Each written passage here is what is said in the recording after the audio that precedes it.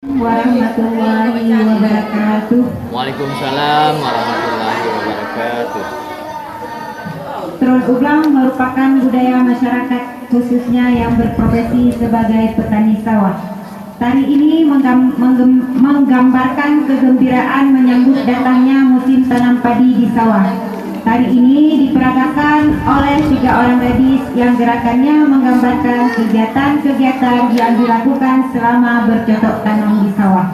Mulai dari mempersiapkan lahan persawahan sampai dengan memanen hasilnya. Tari Tron Uglang diiringi musik.